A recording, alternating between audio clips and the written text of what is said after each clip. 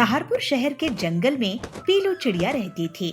वो एक गरीब घर से थी, तो उसको घर के काम के लिए जो भी चीज लगती उसके लिए वो जुगाड़ कर लेती थी। वो बहुत ही होशियार थी और जुगाड़ू भी थी। पीलू बहुत सी मुश्किल चीजों को ऐसे ही आसानी से हल कर लेती थी। जब पानी गर्म करने का गीजर नहीं था तो वो प्रेशर कुकर में पानी गर्म कर लेती थी।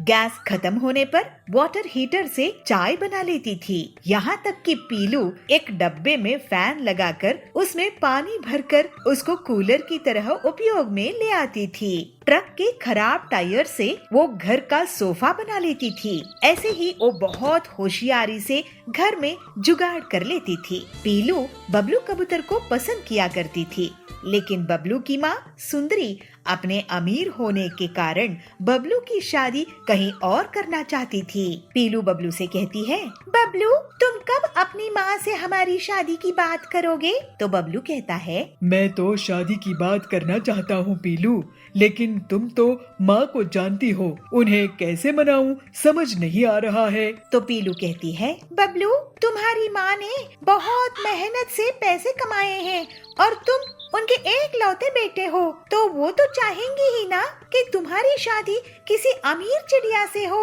तो बबलू कहता है, लेकिन पीलू तुम में कोई कमी नहीं है, सुंदर हो, होशियार हो और मैं तुम्हें पसंद करता हूँ। और क्या चाहिए? तो पीलू कहती है, तो तुम ही बताओ क्या करना चाहिए? बबलू बोलता है, मेरे ख्याल से तुमको मैं अपने घर लेकर चलता हूँ। फिर बबलू पीलू को अपनी माँ से मिलवाने के लिए घर ले जाता है। सुंदरी कहती है, बबलू ये किस गरीब चिड़िया को ले आए हो? तुम शादी करना चाहोगे इससे? ये हमारे घर में कैसे ढलेगी?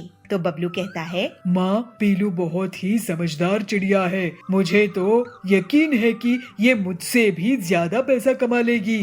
तो सुंदरी कहती है, अच्छा ऐसा है, तो अगर ये ऐसा करने में सफल हुई और मेरे चैलेंज को जीत ली तो मैं तुम्हारी शादी इससे करवा दूंगी। फिर बबलू और पीलू उदास हो जाते हैं और पीलू अपने घर चली जाती है।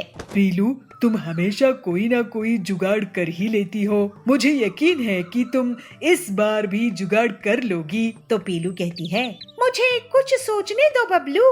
पीलू बहुत देर तक सोचती रहती है, क्योंकि उसके पास नया काम शुरू करने के लिए पैसा नहीं था।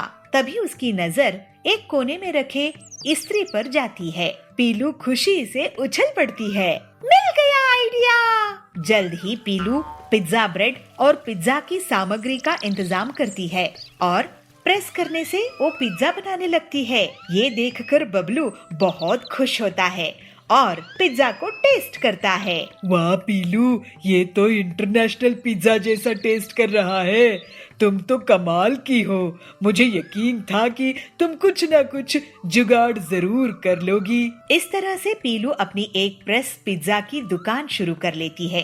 कुछ ही दिनों में वो बहुत प्रसिद्ध हो जाती है और लोगों की उसके यहाँ भीड़ लग जाती है। पीलू अपनी मेहनत और लगन से पैसे वाली बन जाती है। फिर एक दिन बबलू पीलू को लेकर अपनी माँ के पास पहुँचता है तो देखता है कि उसकी माँ भी पीलू की दुकान का प्रेस पिज्जा होम डिलीवरी में ऑर्डर करने वाली थी। बबलू कहता है, अरे माँ तुम भी प्रेस पिज्जा खा रही हो? सुंदरी बोलती है, प्रेस पिज्जा नहीं बेटा, मैं तो बहू की हाथों का बना पिज्जा खा रही हूँ। ये सुनकर पीलू शर्मा जाती है और जल्द ही बबलू और पीलू की शादी हो जाती है। फिर पीलू अपना प्रेस पिज्जा का काम और भी बड़ा कर लेती है। इस तरह से पीलू अपनी बुद्धि के दम पर अपना जीवन सुधारने में कामयाब हो जाती है और बबलू और सुंदरी के साथ खुशी खुशी अपना जीवन जीने लगती है।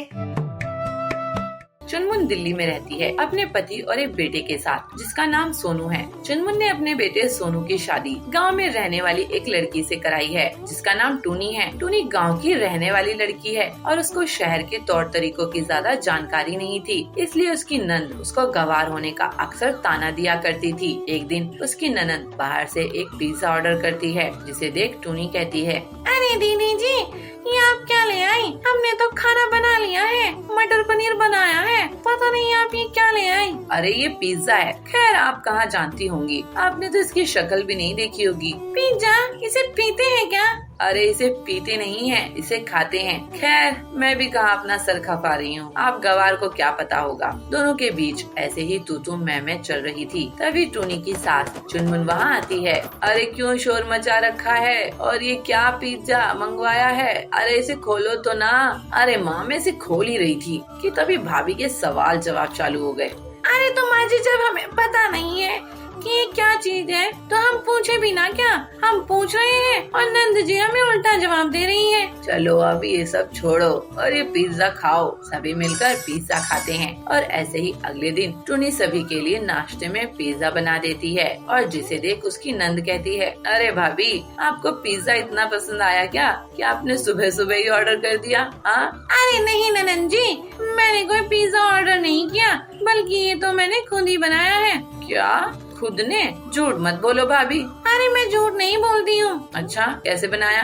कल हमने जब पिज्जा खाया था तो हमने तभी पहचान लिया था कि इसमें क्या क्या डला है, और फिर क्या था, शाम को बाजार गए, सामान ले आए और बना दिया पिज्जा। लेकिन पिज्जा तो ओवन में बनता है भाभी, और ओवन तो हमारे घर में है ही नहीं। ये फेंकना बंद करो, समझी ना आप, मैं गवार नहीं हूँ। नंद जी गवार ना आप है न मैं हूँ, मैं देसी जरूर हूँ लेकिन गवार नहीं। मैंने अपना दिमाग लगाया और कर दिया। अब आप खाकर बताओ कैसा बना है। अरे वाह बहू, तूने तो चंपा को चमका दिया। ये मुझसे हमेशा यही कहती रहती है कि भाभी गवार है, भाभी गवार है, लेकिन आज बहू तूने साबित कर दिया कि तू देसी जरूर है लेकिन गवार नहीं। अब खाना चंपा पिज्जा। चंपा जैसे ही पिज्जा खाती है उसे समझ आ जाता है कि पिज्जा में कोई कमी नहीं है और वो रेडीमेड पिज्जा की तरह है। टूनी की नंद चंपा की नजर अब शर्म से झुक जाती है और वो कुछ नहीं कह पाती। टूनी सुंदरवन में अपने माँ बाप के साथ रहती है। टूनी को चावल खाने का बहुत शौक है। वो पूरे दिन बस चावल ही खाती रहती है, रोटी को तो वो हाथ भी नहीं लगाती। अरे माँ ये क्या, रोटी चावल कहाँ है? चावल नहीं बनाया आज मैंने, यही रोटी बनाई है और चुपचाप खा लेने। अभी कल रात ही तो तूने बहुत सारे चावल खाए थे। मैं तो जा रही हूँ माँ, तुम ये खाओ अपनी ये रोटी, मैं कॉलेज में एक कड़ी चावल लेकर खा लूंगी। अरे बेटी इतने चावल मत खाया कर, तुझे ही आगे जाकर परेशानी होगी। अरे माँ कोई परेशानी नहीं होगी, तुम भी ना। टूनी अपने कॉलेज के लिए निकल जाती है और कॉलेज की कैंटीन में जाकर कड़ी चावल खाने लगती है। तभी उसके दोस्त उसके पास आते हैं। वो देखो वो बैठी है चावल, और देखो चावल ही खा रही है। अरे चावल, मेरा मतलब टूनी, तुम यहाँ खाना खा रही हो क्या? घर से नाश्ता करके नहीं आई? अरे नहीं, मम्मी ने रोटियां बनाई हुई थी ना, और तुम्हें तो पता है मुझे चावल ना मिले तो मेरी भूख मिटती ही नहीं है। हाँ हाँ जानता हूँ मैं, तभी तो मैंने तुम्हारा नाम चावल रखा हुआ है। टूनी पूरे दिन बस चावल ही खाती थी। उसे रोटी खाने का कोई शौक नहीं था। उसका तो पेट भी रोटी से ही भरता नहीं था। रोटी को तो वो छूती भी नहीं थी। ऐसे ही कुछ दिन बीत जाते हैं और टूनी की शादी सोनू नाम के लड़के से हो जाती है। शादी के अगले दिन वो सुबह सुबह रसोई में जाकर राजमा चावल बनाने लगती है। जब उसकी सास रसोई में आती है तो उसे देखकर कहती है, अरे बहू क्या बना रही है तू आज? माँ जी मैं तो राजमा चावल बना रही हूँ। क्या राजमा चावल? अरे बहू आज तो तेरी पहली रसोई है, तुझे तो आज कुछ मीठा बनाना चाहिए था। ये तो क्या बनाने लग गई? माँ जी सोनू जी को बहुत भूख लग रही थी, उन्होंने मुझसे कहा कि उनका राजमा चावल खाने का मन है तो मैंने बना लिए। अच्छा, लेकिन पहले तो कभी मुझसे चावलों की उसने फरमाइश करी ही नहीं। चल बना ले, और हाँ कुछ मीठा भी बना लेना। टूनी राजमा चावल बनाने के बाद थोड़ी सी खीर भी बना लेती है और अपनी सास को देती है। उसकी सास को खाना बहुत पसंद आता है और ऐसे ही समय बीतता जाता है और अब टूनी हर रोज चावल ही बनाकर बैठ जाती थी। वो रोटियां तो कभी बनाती ही नहीं थी और रोज चावल खाकर उसकी सास भी अब उब चुकी थी। एक दिन, माँ जी बताइए शाम के खाने में क्या बनाना है? मुझसे क्या पूछ रही है, दाल चावल बना ले। माँ जी आप ऐसे क्यों कह रही हैं? तो कैसे बोलूं, तू तो हर दिन यही चावल बनाकर बैठ जाती है। अरे फोन पर इतना कुछ देखती है, कुछ सीखती नहीं है क्या उससे? अच्छा तो माँ जी ये बात है, अभी आती हूँ। टूनी रसोई में जाती है और जाकर वेज बिरयानी बनाकर लाती है और अपनी सास को देती है। ये लीजिए माँ जी आपकी नई रेसिपी वेज बिरयानी। अरे इसमें भी तो चावल हैं। माँ जी मैं क्या करूँ, मेरा चावल के बगैर गुजारा ही नहीं है। चावल ना खाऊं तो पेट भरता ही नहीं है। और तू चावल बना लेती है तो उससे हमारा पेट नहीं भरता, तू हमारे लिए रोटी बनाया कर। ठीक है माँ जी। ऐसे ही टूनी अब रोज उन सभी के लिए रोटी बनाती और खुद के लिए चावल। लेकिन ऐसे ही चावल खाते रहने की वजह से उसके अंदर आलस और बढ़ता जा रहा था। एक दिन उसकी सास उससे कहती है, देख बहू, इसका तो एक ही इलाज है, अब तू चावल की रोटी खाना शुरू कर दे, नहीं तो तेरा शरीर ऐसे ही फूलता जाएगा और तू आलस की पिटारी बनती जाएगी। चावल खाना इतना अच्छा नहीं होता, ठीक है ना? चावल रोटी के मुकाबले जल्दी गल जाता है और तुझे भूख भी इसलिए जल्दी जल्दी लगती है। तू अब से चावल की रोटी बना के खाया कर। ठीक है माँ जी। अब से टूनी चावल की जगह चावल की रोटी बनाकर खाया करती और इससे उससे चावल खाने की बीमारी से मुक्ति मिल गई।